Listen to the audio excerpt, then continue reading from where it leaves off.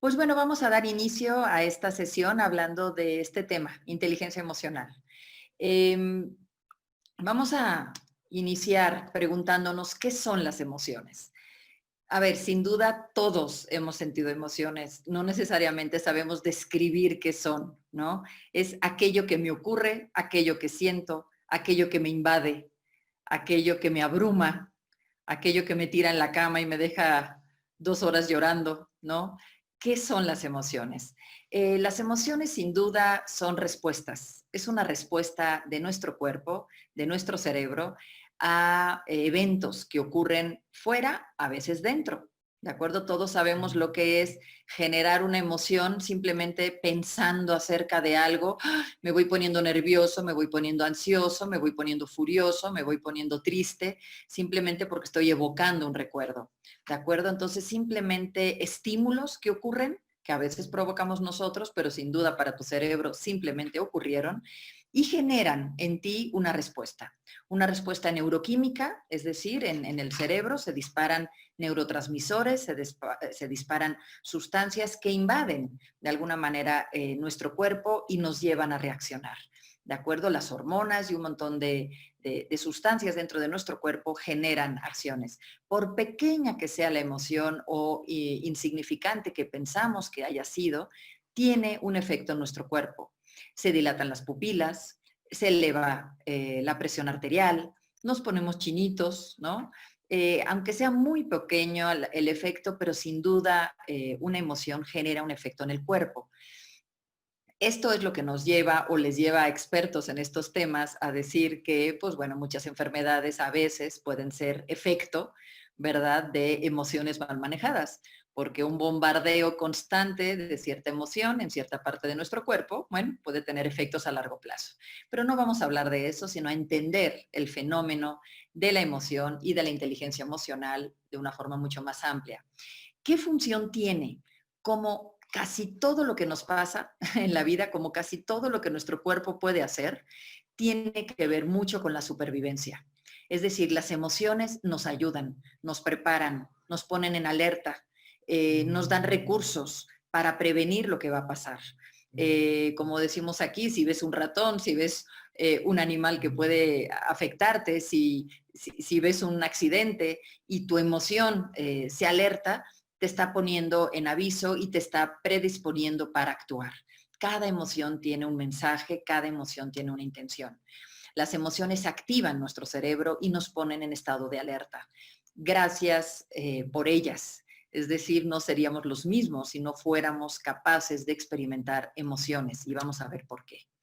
La emoción es común a los mamíferos. Por supuesto, nosotros como seres humanos tenemos emociones muchísimo más complejas, muchísimo más elaboradas, que tienen un efecto también de mayor impacto, sin duda. Pero sabemos lo que es que una mascota, un perro, un gato tenga miedo, esté en alerta, esté enojado, esté nervioso, esté tenso. Es decir, las emociones es una reacción de entrada del cerebro mamífero. Tenemos otro tipo de reacciones y si alguna vez han escuchado un poquito eso del cerebro triuno, ¿no?, que habla de un cerebro vegetativo muy primitivo, eso no detona emoción. Si te acercan una plancha hirviendo, quitarás la mano. Si te acercan un encendedor encendido, quitarás la mano. Si te cae un libro del librero de arriba, te quitas, te cubres, ¿de acuerdo? Eso no son emociones, eso son reacciones, impulsos que derivan de nuestro cerebro más primitivo, de nuestro cerebro vegetativo y que tienen también la virtud de protegernos, de salvaguardar nuestra supervivencia, de permitirnos sobrevivir. Ahí no hay emoción. La emoción viene después, cuando viste que eso que te cayó en la cabeza te lo aventó alguien con mala fe. Entonces probablemente surja la emoción de enojo, de tristeza, de sorpresa, de lo que sea. Pero vamos a distinguir las emociones de los meros actos reflejos. El acto reflejo es muy primitivo y no llega a la parte emocional, simplemente es supervivencia. Y por lo general tiene 3 reacciones básicas, que es paralizarte, huir o atacar. ¿De acuerdo? Las emociones, veremos que es mucho más complejo, ¿de acuerdo? Y finalmente, las emociones nos dan un marco de acción, un marco de reacción muchísimo más complejo, ¿de acuerdo? Que nos permite tomar, pues, nuestra capacidad de control. La emoción es, sin duda, el detonador vital de energía. Sin emoción no hay reacción. Sin emoción no hay acción. En inglés, tal vez la raíz de las dos palabras es como más clara, emotion, motion, ¿no? Emoción, movimiento. Incluso en español, la raíz es la misma. La emoción detona movimiento, detona acción. Es falso pensar que actuamos por nuestro razonamiento únicamente. Si así fuera, no habría nadie fumando, porque todos racionalmente sabemos que fumar daña tus pulmones. Esa información debería de ser suficiente para que absolutamente nadie fumara. Todos sabemos que hacer 1 hora diaria de ejercicio es bueno para nuestra salud. Esa pieza de información que tiene tu razón, que tiene tu cerebro, debería ser la única necesaria para ponerte en movimiento todos los días. Y sabemos que no es así. Lo que te lleva a activarte, lo que te lleva a tomar decisiones, a dejar de fumar, a tomar un hábito, a emprender una acción, es la emoción. ¿De acuerdo? El significado que le imprimes a todo esto es lo que detona de ti la decisión de hacerlo. Eso está más que comprobado y es un hecho. ¿De acuerdo? La emoción incluso en muchas ocasiones antecede a la razón. Y vamos a analizarlo mejor. Tenemos, por otro lado, los sentimientos, y eso sí tiene que ver mucho más con la razón y con nuestro marco de pensamientos. Lo que yo siento acerca de algo tiene que ver muchísimo con la explicación racional que yo le doy a ese algo. Las percepciones mentales que tenemos, de acuerdo a lo que nosotros percibimos, acaban impactando o siendo impactadas por nuestras emociones. Cualquier cosa que nos ocurra, cualquier evento, cualquier situación, va a ser racionalizada y en ese momento surge el sentimiento. El sentimiento es una consecuencia del razonamiento. Que alguien no me invite a una junta, ¿de acuerdo? Me puede generar el sentimiento de alivio si digo, ay, qué bueno, tengo muchísimas reuniones, finalmente tendré 1 hora libre, ¿no? Para trabajar. Entonces, el hecho de que no me hayan convocado a la junta me genera sentimiento de alivio. Pero no me invitaron a la junta y yo lo interpreto como que no soy necesario, no me toman en cuenta, me están escondiendo información, no quieren que me entere, el sentimiento será muy distinto. Y si no me invitan a la junta y lo interpreto como un descuido, falta de orden, qué barbaridad, aquí nadie se organiza, me puede generar un sentimiento de frustración, enojo, indignación. Si se fijan, la explicación que yo le doy a lo que me ocurre en gran medida es la causa de cómo me siento acerca de esto. El sentimiento, por lo tanto, sí es posterior al proceso racional. Una emoción, como dice Humberto Maturana, una emoción se transforma en sentimiento en la medida que uno toma conciencia de ella. ¿De acuerdo? Entonces, al momento de ser consciente de cómo me siento y ser consciente de lo que significa para mí, en ese momento surge el sentimiento. Existen, según los expertos, 5 emociones básicas. Algunos hablan de 6. Quienes hayan visto esa hermosísima película de, ay, ¿cómo se llamaba? La de Disney. Intensamente. Gracias, Samantha, gracias. Sí, intensamente.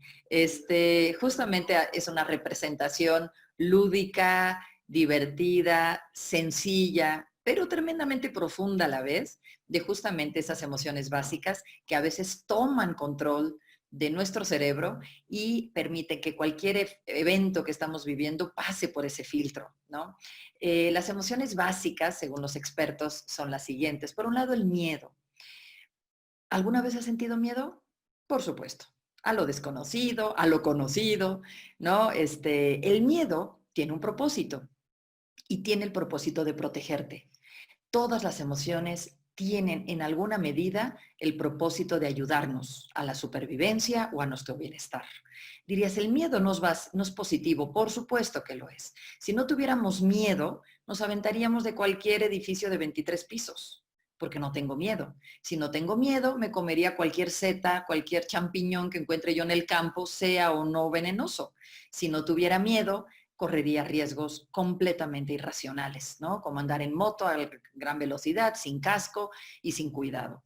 El miedo es un gran preventor, digamos, de que corramos riesgos que nos pueden dañar. Nos ayuda, nos pone en alerta, nos protege.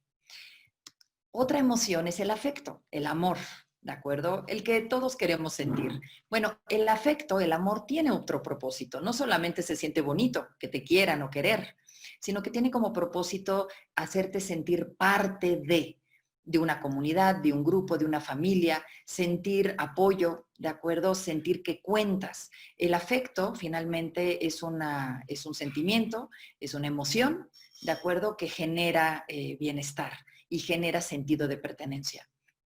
Luego tenemos la tristeza. Aquí dirás, claramente, este no me sirve. Sí, también sirve. La tristeza nos ayuda a alejarnos temporalmente, nos da un espacio de soledad, de recogimiento, de reflexión, de meditación, nos da un espacio para nosotros. La tristeza también es necesaria. Cuando perdemos algo, cuando perdemos a alguien, por ejemplo, es un espacio de renovación y esa renovación no se puede dar si no hay ese filtro de tristeza. Todos sabemos lo que es, pues bueno, ver a alguien querido que sabemos que tiene un evento fuerte y es incapaz de sentir tristeza, está bloqueado. Y todos hemos dicho en algún momento, qué mal que no puede llorar, necesita de alguna manera poder pasar por este proceso. Y todos sabemos que así es, ¿no? Porque después el regreso, el retorno es mucho más duro. Entonces la tristeza es necesaria. La tristeza te aísla, te permite un espacio para ti y te permite de alguna manera dar significado, poder cerrar un ciclo, prepararte para otro más. Luego tenemos el enojo. El enojo te da fuerza, el enojo te da recursos para defenderte. Otra cosa es usar el enojo de forma indiscriminada, de la misma manera que la tristeza indiscriminada ante cualquier pérdida, por pequeñita que sea, ¿no? No sería razonable. Lo mismo el enojo, un enojo hacia eventos que no tengan o no deberían de tener tanto significado, por supuesto es disfuncional. Cualquiera de estos sentimientos manejados de forma incorrecta no nos va a generar un efecto positivo, pero un enojo hacia algo que está tentando contra nosotros nos da recursos, nos empodera, nos da energía. Todo el mundo sabe lo que es ese boom de adrenalina cuando estás enojado por algo que a lo mejor vale la pena. Saberse enojar es tremendamente sano también. ¿De acuerdo? Saber hacia dónde invertir nuestro enojo. En un momentito más recordaremos una frase famosísima de Aristóteles, que a lo mejor muchos tienen en la cabeza en este momento, viene un poco más adelante, pero sabemos lo importante que es saberse enojar también. Y por último, la alegría. La alegría, que es esta explosión de júbilo, ¿no? De placer, que es también necesaria. ¿Por qué? Porque te revitaliza, te da energía de otra manera, ¿ok? Te carga de actitud, de recursos, inyecta, pues bueno, neurotransmisores positivos que te permiten superar el dolor físico, me refiero, el cansancio. Todos sabemos lo que es a lo mejor tener episodios complicados, pero vivirlos en familia, con alegría, los superas muchísimo mejor. Entonces, bueno, aquí tenemos 5 emociones que tenemos que saber vivir y tenemos que saber experimentar. Te invito a un muy breve ejercicio que pienses de estas 5, ¿cuáles son las 2 que más vives? Piénsalo. En este momento de vida, ¿estoy más conectada a lo mejor con el afecto, con el miedo, con la tristeza, con el enojo? ¿Qué es lo que más experimentas hoy? Y piensa cuáles 2 en este momento las tienes menos presentes. No recuerdo la última vez que yo me sentí triste, por ejemplo. O miedo, no, hombre, yo no tengo miedo nunca. Enojo jamás. No, hace años que no me enojo, meses. no sé, alegría, a lo mejor esa es la que no estoy experimentando. ¿Cuáles no estás experimentando? Bueno, dicen los expertos que las dos primeras te están cubriendo las dos últimas. Es decir, tenemos que ser capaces de experimentar las cinco. Y cuando encontramos dos emociones que no estamos viviendo, las estamos disfrazando de otra manera. A lo mejor debería yo de sentir enojo y no me atrevo a experimentarlo y lo disimulo con afecto. ¿De acuerdo? Entonces, envuelvo mi razón de enojo con muchísimo afecto y con eso lo evado. A lo mejor estoy evitando sentir miedo y lo disfrazo con alegría. Entonces me río de las cosas que me pasan, pero tal vez hay cosas que debería de atreverme a experimentar. Entonces, bueno, este es un set, es un kit de emociones que tenemos a nuestra disposición y que finalmente tenemos que aprender a experimentar a plenitud, cada una de ellas, no bloquear ninguna, pero al mismo tiempo no sobreocupar ninguna. Un exceso de miedo te paraliza, un exceso de afecto te puede hacer demasiado vulnerable a otros o rendir tu voluntad. Un exceso de tristeza te puede anular, un exceso de enojo puede dañar a otros y dañarte a ti. Y un exceso de alegría te puede hacer demasiado trivial o frívolo y no darle importancia a ciertas cosas o no ubicar temas que deberíamos de centrar. Entonces, simplemente en su justa medida. Como dicen, la virtud está en su justa medida. La gran pregunta, ¿por qué algunas personas parece, ¿no?, que están dotadas de un don que les permite vivir bien? ¿Ok? No son necesariamente tremendamente brillantes, grandes matemáticos o grandes lingüistas, ¿de acuerdo? Pero viven a plenitud, viven bien, viven en armonía con su entorno, una vida sana, una vida personal, familiar, de amistades perfectamente equilibrada y armónica. Tienen problemas, sí, pero las resuelven, ¿de acuerdo? Y simplemente viven una vida en armonía. Y otras, en cambio, los vemos tremendamente dotados, tremendamente capacitados para ciertas cosas, pero vemos su vida y vemos una vida triste, vacía, con frustraciones. Todos nos hemos hecho esa pregunta y todos identificamos esta aparente gran contradicción, que no es realmente una contradicción. De lo que aquí estamos hablando, ese gran factor que determina esta respuesta es la inteligencia emocional. Una inteligencia emocional sana nos va a permitir vivir una vida en plenitud, en equilibrio, en armonía. Cuando esta inteligencia falla, no importa cuántos recursos tengamos en otros ámbitos, sin duda tendremos efectos en nuestra vida. Efectos negativos, me refiero, en nuestra vida. La inteligencia emocional, si buscamos un sinónimo, que es muy difícil, yo lo asociaría a la palabra madurez. Una persona madura, que puede ser madura a los 23 años y puede ser tremendamente inmaduro a los 78. ¿De acuerdo? Es decir, no tiene que ver con edad. Asociamos madurez con edad.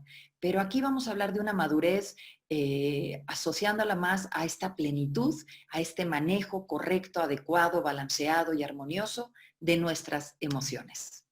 Y aquí nos encontramos con esta gran dicotomía, la inteligencia racional y la inteligencia emocional. La semana pasada, Montserrat habló de las inteligencias múltiples, de los estudios que había hecho Howard Gardner acerca de las diferentes formas en las que podemos ser inteligentes. Y vimos infinidad de recursos, ¿de acuerdo? Pero tenemos todavía muy anclado en la mente que ser inteligente es ser capaz de resolver problemas, de resolver situaciones complejas, de integrar mucha información a mucha velocidad, muy rápido, darle significado y tener respuestas, etcétera, etcétera, ¿de acuerdo? Y vemos eso como un símbolo de inteligencia. Bueno, eso es la inteligencia racional. Y muchas de las inteligencias que hablaba el doctor Gardner la sesión pasada, cuando Montserrat nos lo compartía, están mucho más asociadas a la inteligencia racional, y ahorita lo veremos. Y hoy hablaremos en contraparte de la inteligencia emocional, es decir, el IQ, ¿no?, el cociente intelectual versus el EQ, el cociente emocional.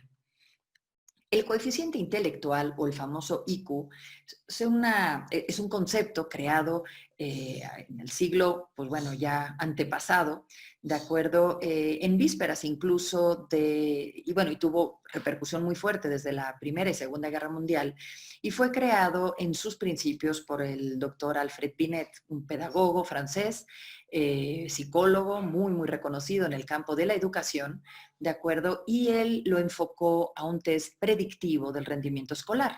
Es decir, una prueba que me pudiera decir si ese niño iba o no a ser un buen alumno, entendiendo, pues bueno, alumno dentro de los criterios que se reconocían como tal. ¿De acuerdo? Y entonces, posteriormente, el doctor Theodore Simon creó el primer test, lo instrumentó en un test llamado IQ, que sacaba un cociente entre la edad y el factor derivado de este estudio. Años después esto fue evolucionando y sabemos que la gran diferencia entre la Primera y la Segunda Guerra Mundial, si podemos hablar de diferencias, que hay muchísimas, una de ellas es el uso de la tecnología. La Primera Guerra Mundial, como saben, fue una guerra de trincheras, de caballos, ¿no? de tierra. La Segunda Guerra Mundial tuvo un gran despliegue tecnológico. Radares, aviones, portaaviones, submarinos, un montón de tecnología muchísimo más sofisticada de la que tuvo la Primera Guerra Mundial. De tal manera que el ejército se encontró en la disyuntiva de a quién ponemos atrás del radar, manejando las máquinas, manejando los instrumentos, y a quién ponemos, pues bueno, en la tropa, ¿no?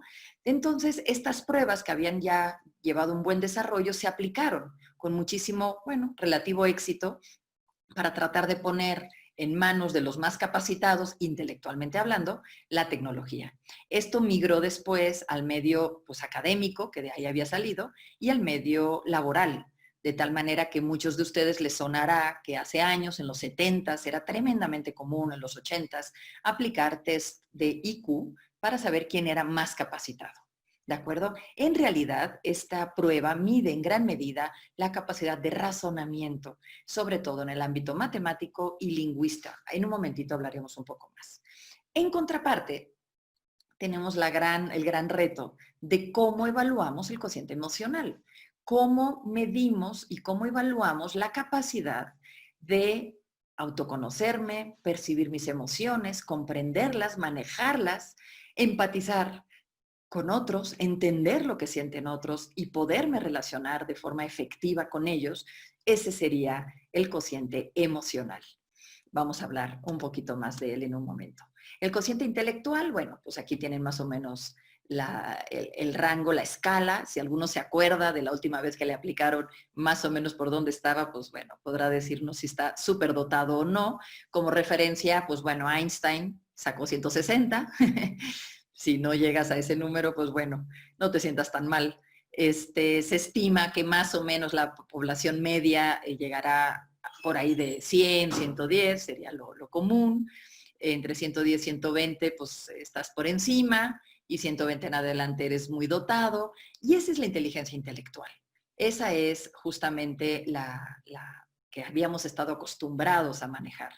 ¿De acuerdo? Te identifica habilidades cognitivas muy relacionadas con el hemisferio izquierdo del cerebro, que sabemos que mide, que maneja la estructura, la capacidad de racionamiento, la lógica, la comprensión numérica, comprensión del lenguaje, la memoria, ¿de acuerdo? Todo esto está en el hemisferio izquierdo y el IQ mide mucho estos efectos, ¿de acuerdo? Sin embargo, la gran pregunta es, ¿un alto IQ garantiza una vida exitosa personal y profesional? No te falta que abran el micrófono, claramente no, sabemos que no. Podemos tener alto nivel de capacidad ahí, que sin duda será deseable, porque te ayudará a desempeñarte mejor en cualquiera de tus funciones, tomar decisiones, entender información, relacionar conceptos, asociar modelos, etcétera, etcétera. Sin duda será siempre deseable, pero ya hemos entendido que no es definitiva de una vida exitosa en el plano personal. Tal vez profesionalmente puedas destacar, pero una satisfacción, una vida plena, feliz, una vida en armonía con las personas que te quieren, sentirte querido, sentir que das lo mejor, sentir que entiendes a la gente que está contigo y que te das a entender, eso no es suficiente con tener un IQ alto. por interesante que pueda ser. Y si alguno de ustedes tiene un IQ muy alto, de ninguna manera estamos rechazando esto como una muy buena medida de efectividad en muchos planos, pero no necesariamente en el plano global, en el plano del gran contexto. La inteligencia emocional toma dos de las inteligencias que mencionamos la sesión pasada. Si se acuerdan, se habló de muchas inteligencias múltiples, no se las voy a repetir, pero había dos en particular y seguramente las recordarán. La primera, y me voy a regresar para no distraer, la inteligencia intrapersonal, es decir, yo conmigo. Es la inteligencia de la reflexión, de tomar contacto con tus estados internos, conocerte, identificarte, reconocer tus estados, la capacidad de introspección, la capacidad de estar solo y no sentirte solo. Hay personas que no saben estar solas. Hay personas que necesitan ruido. Yo observo en la juventud de hoy, y no es una crítica, es una observación, que a veces no saben ni siquiera estar en silencio. Y si están solos, se tienen que conectar unos audífonos con música o videos con imágenes y de repente no encuentran un momento de silencio. Una cosa es disfrutar la música, una cosa es sentirme acompañada por ella, otra cosa es la incapacidad de estar yo y mis pensamientos. La inteligencia intrapersonal te ayuda a tomar estados de conciencia, a verte, a analizarte. Ese famoso hábito que nos decían los padres, ¿no? Antes de dormir, reflexiona, ¿qué he hecho bien? ¿Qué he hecho mal? ¿Qué aprendí hoy? Etcétera, etcétera. Ese era un principio de introversión tremendamente necesario, de inteligencia intrapersonal. Nos decía Montserrat algunas recomendaciones, cómo llevar un diario, porque te ayuda a reflexionar mientras escribes, meditar, etcétera, ¿no? Buscar herramientas de autoayuda, etcétera. Y luego teníamos, mencionaba Howard Gardner, otra inteligencia, la interpersonal. Se parecen los nombres. Una es yo conmigo y esta es yo con los demás. La interpersonal tiene que ver con la relación con otros, con la forma en la que me conecto con las demás personas. Lo solemos asociar a la sociabilidad. No necesariamente es lo mismo. Es la capacidad de entablar relaciones sanas, positivas, constructivas con las personas que me rodean, saberlos entender, tener la sensibilidad para saber reaccionar a cómo se sienten, tener la sensibilidad para saber cómo les afectará lo que estoy haciendo, lo que estoy diciendo o lo que nos está pasando a todos. Implica conciencia de equipo, conciencia de comunidad, ¿de acuerdo? Capacidad de influir en ellos, de modificar esos estados anímicos hacia un estado más potenciador, etcétera, etcétera. ¿De acuerdo? Tiene que ver conmigo hacia afuera y la otra es conmigo hacia adentro.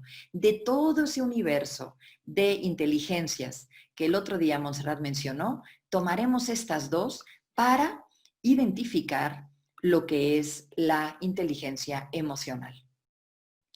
La inteligencia emocional, por lo tanto, es la suma, ¿de acuerdo?, de ambas inteligencias. Es el equilibrio que debe de haber entre estas dos. Es posible que tengas más fortalezas en una que en otra, es posible que tengas más facilidad en una que en otra, pero es una búsqueda de ir logrando equilibrio, incrementando ambas, ¿de acuerdo? Tanto nuestra capacidad de conocernos como de interactuar positivamente hacia afuera. Vamos a hablar de lo que no es la inteligencia emocional. Vamos a hablar de lo que claramente a veces malentendemos como inteligencia emocional. De entrada, no significa ser simpático. Esa persona que siempre está riendo, siempre está alegre, siempre está feliz, nada le pasa, nada le afecta, no necesariamente tiene un nivel de inteligencia emocional mejor. Ya dijimos los estados emocionales, los 5 emociones básicas, la alegría es una de ellas, pero nadie dice que la alegría tendrá que ser una constante. Hay momentos de tristeza, hay momentos de miedo, etcétera. ¿De acuerdo? Entonces, ser solo simpático no es ser inteligente emocionalmente. Como tampoco esas personas que, bueno, y ustedes saben, yo vengo de España, ¿no? De Barcelona, soy catalana, venimos de allá y la gente allá es muy demostrativa. Y yo conozco gente y desde niña conocía gente que, bueno, si tenía que gritar, gritaba, y si tenía que llorar, lloraba, y si tenía que dar un portazo y salir haciendo un gran numerazo, lo hacía. Y golpear la mesa con efecto, lo hacía, ¿sí me entienden?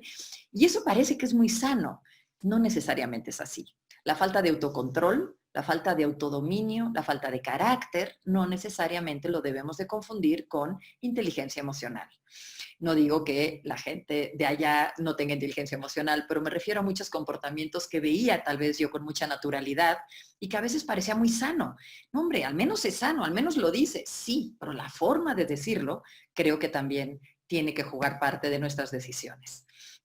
Culpar a terceros de los errores propios, es decir, evadir total responsabilidad y asumir que todo viene de afuera, claramente no es inteligencia emocional. Dramatizar en exceso, tirarme al drama, llorar por todo, no quiere decir es que es tan sensible. No, no, no, no. Tiene claramente una falta de autocontrol y de autodominio también, ¿de acuerdo? Y de no poder racionalizar las cosas de tal manera que les pueda dar un significado mucho más inteligente. Eludir tus responsabilidades, convertir la sinceridad en un defecto, ¿de acuerdo? El evitar molestar, no digo, para no incomodar, no necesariamente es lo mejor, pero tampoco lo contrario. Vivir anclado en el pasado, la procrastinación, que habíamos visto en algún webinar anterior, juzgar constantemente a otros no nos hace mejor, ok, seguramente es lo contrario, o la autocompasión. Y bueno, puede haber infinidad de malas asociaciones a la inteligencia emocional. Hay un efecto dentro de la inteligencia emocional o que nos impide la inteligencia emocional que se le llama el secuestro de la amígdala. ¿Qué significa esto? Bueno, más allá de los detalles demasiado técnicos, nuestro cerebro capta información del entorno a través de los lóbulos frontales, ¿de acuerdo? Somos conscientes de lo que ocurre y el tálamo es un órgano que está en la base del cerebro, recoge todas estas sensaciones y nos da una interpretación. La amígdala es otro órgano, ¿de acuerdo?, que actuará ante situaciones de enorme riesgo. Cuando no somos capaces de racionalizar lo que nos pasa, ocurre lo que le llaman el secuestro de la amígdala. En lugar de permitir que el tálamo racione o que de alguna manera nuestro cerebro, nuestra parte racional, interprete lo que está ocurriendo y le dé un significado y le dé una dimensión correcta, de tal manera que te lleve a decidir cuál será la mejor decisión. El secuestro de la amígdala son esos eventos sorpresivos para los cuales a veces no estamos preparados, pero que generan en nosotros una reacción desproporcionada y nos llevan a hacer cosas que no queríamos hacer. Muchas personas expresan haberse sentido tremendamente impulsadas, a lo mejor un acto de furia, un acto de violencia o un acto de barbarie, ¿de acuerdo?, sin haber podido pensar. Eso no es del todo cierto, pero lo que sí es verdad es que muchas veces el espacio para poder decidir es tan breve, es tan casi inexistente, que si no tenemos un buen trabajo emocional desarrollado, podríamos llegar a cometer actos sin permitir que nuestra acción pueda pasar por la razón. Alguna vez leí cuál es el tiempo que ocurre entre el evento y tu reacción. Existen a veces micras de segundo que créanme que para el cerebro sí implica un espacio de tiempo identificado.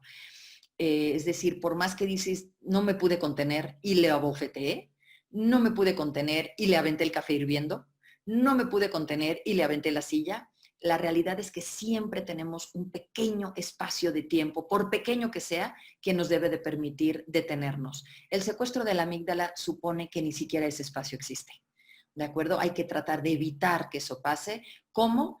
De alguna manera educando a nuestro cerebro, educando nuestras emociones, educando nuestras percepciones para poder tomar control sobre nosotros. Aquí es renunciar a la objetividad, renunciar al autocontrol, renunciar al pensamiento.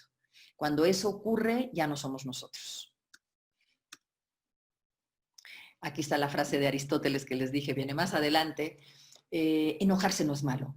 El acto del enojo, el acto de la ira es un acto soberano en nosotros, al cual tenemos derecho y al cual debemos de saber acudir cuando es necesario. Pero saber hacer un uso correcto de él, eso es lo difícil. Y él lo explicaba de esta forma. Cualquiera puede ponerse furioso. Eso es fácil. Pero estar furioso con la persona correcta, en el momento correcto, por el motivo correcto y de la forma correcta, eso es lo difícil. De tal manera que cuando hablamos de inteligencia emocional, no marginamos ninguna emoción, no marginamos absolutamente ningún estado emocional. Simplemente es tomar control de él y hacer un uso de él correcto en el momento correcto, como dice Aristóteles, y de la forma adecuada. Eso es lo difícil. La inteligencia emocional, por lo tanto, descrito por Daniel Goleman, que como muchos de ustedes sabrán, pues bueno, es el autor que popularizó el término, no necesariamente la inventó, ¿verdad? Porque eso es inherente a nosotros, pero él popularizó el término hace ya muchos años con un famoso libro llamado justamente Inteligencia Emocional, y hablaba ahí de que es la habilidad que todos tenemos o que podemos desarrollar para percibir emociones, entender de dónde vienen esas emociones, razonar nuestras emociones y manejarlas a voluntad. Y le suma no solo las nuestras, sino entender, percibir y poder influir efectivamente en las emociones de los demás. De tal manera que tiene esa connotación intrapersonal y interpersonal. Entender por qué me siento como me siento. Yo a veces me río porque digo, hay personas que solo tienen dos estados emocionales, de buenas y de malas. Eso justamente denota una falta de inteligencia emocional. ¿De acuerdo? Estoy de buenas, ¿por qué? Nada más porque amanecí de buenas. No, no, no es verdad. Sin duda hay una razón por la cual estás contento o estás esperanzado o estás entusiasmado o estás, lo que sea, pero tienes que darle nombre y tienes que encontrar la razón de por qué. Simplemente porque es un gran día. Fantástico. Muy bien, no necesitas encontrar una razón sofisticada, pero identifica dónde está tu proceso que te lleva a sentirte de esta manera. O estoy de malas, no, no estás de malas. Estoy furioso, o tengo miedo, o estoy frustrado, o estoy muy preocupado, o estoy ansioso, o estoy... Dime cómo te sientes, ¿de acuerdo? Esa es inteligencia emocional y implica justamente esa capacidad de introspección. Las claves de la inteligencia emocional, ¿de qué dependen y cómo se construye? La inteligencia emocional, según Daniel Goleman, y aparte creo que lo construye muy bien, se construye con estas 5 piezas, con estos 5 habilidades que necesitamos ir desarrollando, que todos tenemos en menor o mayor medida, pero que necesitamos seguir ampliando. La primera, autoconciencia. Esta es la madre de la inteligencia emocional. Justamente, como Daniel Goleman lo decía en el cuadro anterior, percibir. Es decir, la autoconciencia es la toma de conciencia de cómo me siento. Alguien que te dice estoy de buenas, estoy de malas, justamente es falta de autoconciencia. Exactamente cómo te sientes y por qué. ¿Qué provocó que sientas miedo? Pues miras que voy a tener una presentación en 1 hora y no me he preparado y entonces, perfecto, eso es lo que te está generando miedo. Ya lo identificaste, ahora qué vas a hacer al respecto. Pero decir simplemente estoy de malas, no me hablen, no, no, no es verdad. Tengo una presentación en 1 hora y estoy preocupado. Eso es autoconciencia, ¿de acuerdo? Identificar mi estado emocional.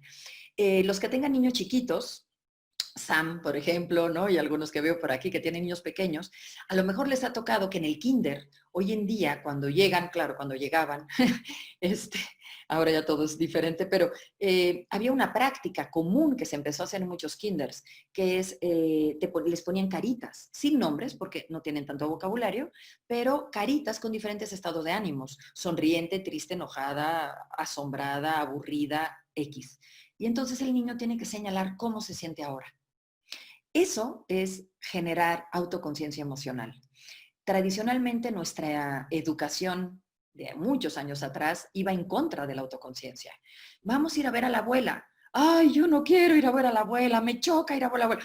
¿Cómo que te choca ir a ver a la abuela? No, no, no, a ti no te choca, a ti te gusta ir a ver a la abuela. Vas a estar muy contento porque a ti te encanta ir a... Entonces, bueno, ok, entonces lo que siento es lo que me dices, está bien. Anulábamos la capacidad de tomar conciencia. Y con eso no digo que a mí me educaron así, claramente no, pero era un patrón de comportamiento de yo te digo cómo te sientes, ¿de acuerdo? En consecuencia, la autorregulación, la capacidad de controlarme. Una cosa es que esté triste, una cosa es que me aburra en casa de la abuela porque no van mis primos. Está bien, puedo entender que estés aburrido. Ahora, ¿cómo vas a regular ese aburrimiento? Pues llévate un libro, llévate unas crayolas, llévate el balón y jugarás un ratito. etcétera. El autocontrol, saber regular cómo me siento. No es suficiente con decir, mi autoconciencia dice que estoy triste, me voy a tirar al drama 3 semanas. Esa es otra cosa. Autorregulación es entendiendo cómo me siento, aprendo a controlar mi respuesta. Encuentro la forma de manejar esa emoción de la forma más positiva o funcional posible. Y en correlación, la automotivación. Solemos relacionar automotivación con estar contentos. Estoy motivado, estoy contento. Comúnmente así es. Pero automotivación es mucho más compleja. La automotivación es la capacidad de generar un automotivo, es decir, una autoemoción. A lo mejor estoy muy preocupado, pero para enfrentar lo que viene a continuación necesito estar en paz. Necesito sentir calma. Automotivación es la capacidad de construirme calma. ¿Se dan cuenta? A lo mejor no es entusiasmo lo que necesito, sino paz. De tal manera que la automotivación es la capacidad de generar por mí mismo una emoción, aunque el entorno no me invite a ella. A lo mejor el entorno está caótico y yo necesito construir paz dentro de mí. Y entonces genero a través de la automotivación ese estado de paz. De tal manera que estas tres, si se fijan, juegan hacia adentro, porque justamente tienen que ver con la inteligencia intrapersonal, hacia adentro. Y hacia afuera, digamos, podría funcionar la autoconciencia del otro, es decir, la empatía, la conciencia que yo tengo de cómo se siente el otro, la percepción, la sensibilidad para poder entender cómo se está sintiendo la otra persona. Y en correlación, entonces, la habilidad social, es decir, la capacidad de actuar en consecuencia, de comunicarme, de influir, de motivarlo, de acompañarlo, de desarrollarlo, etcétera. ¿De acuerdo? Entonces, la empatía es, al igual que la autoconciencia, una habilidad de conciencia.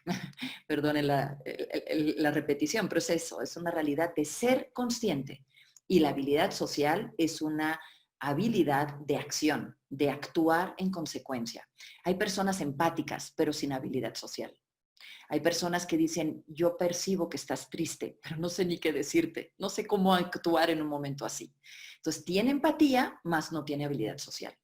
Y hay gente con mucha habilidad social, pero con falta de empatía. Entonces, parecen simpáticos, parecen divertidos, pero acaban siendo inoportunos, acaban lastimando sin querer, acaban siendo torpes socialmente, aunque parece que despliegan muchas habilidades interpersonales, pero sin empatía esas habilidades simplemente no encajan. Y son personas que acaban cayendo mal. ¿Por qué caen mal? Porque no saben encajar, no saben entender en qué momento estás, no saben decirte la palabra correcta, porque ni siquiera te saben leer. Entonces, al final, la inteligencia emocional es la suma de estas 5. Estas son, a su vez, madres de muchas otras habilidades que no nos daría tiempo de explicar, como por ejemplo la autoestima. La autoestima es hija de la autoconciencia. No puedo valorarme si ni siquiera me conozco. Y así veríamos muchísimas. De donde más vamos a derivar es de la habilidad social, porque ahí está la comunicación, el trabajo en equipo, el manejo de conflictos, el liderazgo, la negociación. Es decir, la habilidad social es madre de muchísimas hijas en términos de habilidades. Pero justamente viendo este esquema nos daremos cuenta que ninguna de esas va a verdaderamente tener impacto si no está construida con las 4 primeras. Si no tienes autoconciencia, no serás un buen líder. Si no te controlas, no podrás influir efectivamente. Si no te automotivas, no podrás trabajar bien en equipo, etcétera, etcétera. Dice Daniel Goleman, aquí lo tenemos, si no dispones de unas buenas habilidades emocionales, si no te conoces bien, si no eres capaz de manejar las emociones que te inquietan, si no puedes sentir empatía ni tener relaciones estrechas, entonces da igual lo listo que seas, no llegarás muy lejos. Qué triste. Formémonos en la inteligencia emocional. No es un don que Dios te dio y que tú la tienes y el otro no la tiene. Por supuesto, hay personas, y ahí sí creo, mejor dotadas de forma natural para esa inteligencia emocional. Ves niños en el kinder, ¿de acuerdo? Que tienen esa empatía, que se sientan junto al amiguito porque lo ven triste y le preguntan qué le pasa. Y ves otros que ni cuenta se dan. ¿de acuerdo? Es más, le avientan el pelotazo porque está estorbando. ¿Ves más sensibilidad en unas personas que en otros? Puede ser educación, puede ser genética, puede ser simplemente que se estimuló eso en él. Más allá de eso, ya estamos grandecitos, todos los que estamos hoy aquí en este webinar, sea lo que sea que traigas, sea lo que sea el nivel que tengas hoy, podemos crecerlo, podemos incrementarlo. Esa es nuestra propuesta. Primero, evalúa tu estado actual. ¿Qué parte es la que me cuesta? Es muy común que digan autocontrol. Para otros dirán automotivación. Para otros de entrada, desde autoconciencia. No me doy cuenta, no me sé leer.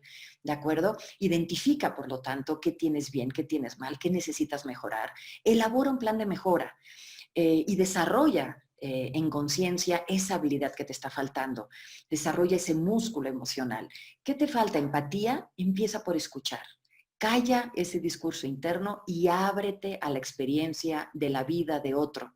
Entender lo que el otro tiene de único y de especial y de maravilloso. Eso te va a sensibilizar para la empatía. Reflexiona, compártelo con alguien, identifica cuando vas logrando mejoras en ese aspecto. Finalmente, no hay manera de que esto se haga de un día al otro. Esto es un proceso de vida. Y tendremos 80 años, los que estamos aquí, y todavía tendremos cosas que dices, ¿cómo me cuesta tanto manejar estas situaciones? Sí, habrá cosas que todavía estarán en esa lista de por hacer. Muchos de aquí tienen interés en el desarrollo del liderazgo. A todos ustedes, los que tienen esa voluntad, ese interés, recuerden, el liderazgo implica influir, pero no vamos a lograr esto si no desarrollamos nuestra inteligencia emocional. Como bien les decía, es una de las hijas, ¿no? Les llamo así, de esas habilidades interpersonales. Pero fíjense, en la lista van al último. No porque no puedas desarrollar liderazgo desde hoy, pero date cuenta que desarrollar liderazgo será la consecuencia de haber trabajado exitosamente esa toma de conciencia, esa madurez, esa sensibilidad, empatía y todo lo que vimos. ¿De acuerdo? De hecho, Daniel Goleman les habla a los líderes, ¿no? Dice justamente cada vez resulta más evidente que lo que realmente importa a la hora de obtener un rendimiento superior en los puestos de dirección y en los líderes, no su currículum, no es su cociente emocional, sino es justamente la forma en la que se relacionan con ellos mismos y con los demás. Todos sabemos lo disfrutable que es tener enfrente a un líder completo en este sentido, que tendrá muchas capacidades personales, técnicas, recursos de conocimiento, fantástico, se agradece. Pero ¿qué tal tener un líder que lo ves sólido, completo en este aspecto? Se conoce, se mejora, se autocontrola, se motiva, motiva a otros, te entiende, se comunica con eficacia. Eso es sin duda tal vez el mejor de los escenarios para crear un buen liderazgo. Ninguno es perfecto, pero estar en el camino de desarrollar estas habilidades va a ser una gran diferencia. Y por último, construyamos relaciones de calidad, independientemente si somos líderes o no, identifiquemos nuestros roles de vida, con quién estamos en contacto, cuáles son los vínculos representativos o significativos que tenemos que construir. Mejoremos esta comunicación emocional, seamos sensibles a cómo se sienten otros. Es un tema. ¿Por qué? Porque tú a veces estás muy lleno de tus propias emociones, de tus propios problemas. Y cuando te das cuenta lo inoportuna que fuiste cuando dijiste, ¡ah! Y la otra persona que se sentía y ni cuenta me di, y es difícil. Es muy difícil. Hay gente que lo maneja gloriosamente bien. Para muchos de los demás nos cuesta y tenemos que desarrollarlo, pero es parte de nuestro proceso de convertirnos en persona, porque estamos aquí juntos y porque lo que vayamos a construir lo haremos juntos. Lo mejor que ha hecho el ser humano es en comunidad, en civilización, en conjunto. Somos capaces de grandes cosas solos, pero somos capaces de cosas gloriosas juntos. Si no desarrollamos estas capacidades, será muy difícil que logremos todo lo que podríamos conseguir. Por último, pues bueno, recuerda que tenemos que saber hacer, tenemos que saber ser, pero lo más importante, lo que al final construye virtud, es saber actuar.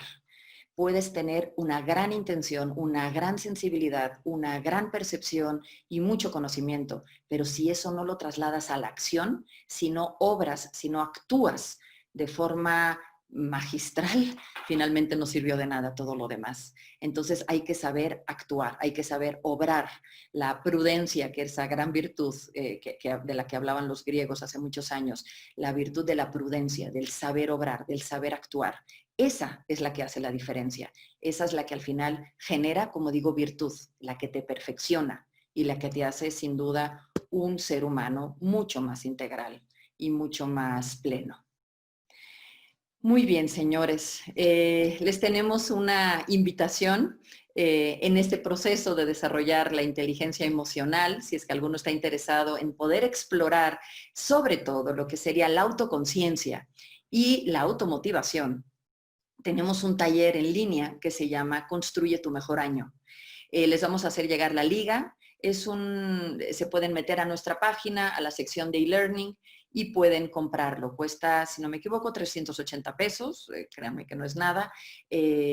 Son alrededor de 8 horas y por supuesto lo pueden ir haciendo poquito a poco, pero es un taller enfocado a analizar tu estado actual, analizar tus logros, analizar tus hallazgos, tus aprendizajes en el último año, con la finalidad de hacer de los próximos 12 meses el mejor año de tu vida.